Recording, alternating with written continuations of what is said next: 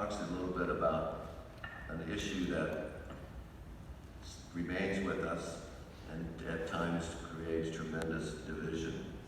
We see that in the early church when the divinity of our Lord was contested, and most of the leaders of the church bought into that Mary was not the mother of God, she was simply the mother of the human Jesus.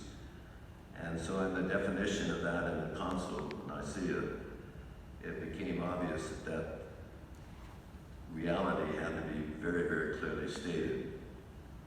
That you can't cut Jesus in half and say, well, here's his human part and here's his divine part. It's called the incarnation. It's a doctrine of our faith. Our Lord became human, and therefore he took on our flesh. He was basically incarnated, and that never changes. He carries that into his resurrection, into heaven itself. And so his mom is the mother of God, because our Lord is both man and God. Might have been difficult when she was raising him, because he probably could have said, I know that.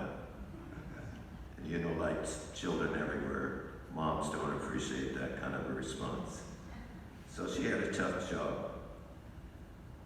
Today in the church we see a tremendous amount of division. And yesterday we received from a priest a little thing he posted on his Facebook edition, where he said, if you put in the word diocese of Fresno or Catholic Church or whatever, you will find a tremendous explosion of very, very negative things within the Catholic Church, claiming that things within our church are corrupt and headed for damnation. And there are a number of clergymen who are part of that, but also there's a number of lay people who have ordained themselves to be the scourge of what they call the priest that they want out. They themselves, of course, would not even dare to think of going to a seminary, giving up marriage, working for peanuts the rest of their life, but they truly enjoy being what St. Paul faced in Corinth, tremendous amount of division. He would preach, somebody else would come in and say, no, that's not true, that's not right. And so even in the early days of the church, that was something that they faced. We see it much more because we have instant communication. I have a watch. The other day, somebody called me and I talked to them through my watch. And someone said that Dick Tracy has come back.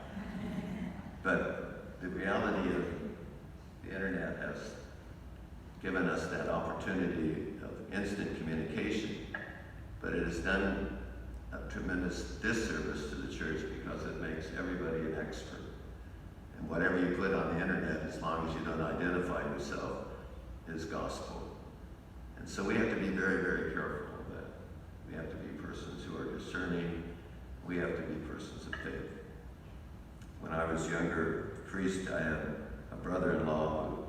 a sister-in-law rather, whose parents became enthralled with the Trinity, and therefore Pope Pius V's Mass was the only true Mass. And I remember one time Bishop Donovan was a South San Francisco Irishman, so he very blunt, and he had a group of parents who came to him from Clovis, and years before they had raised money to buy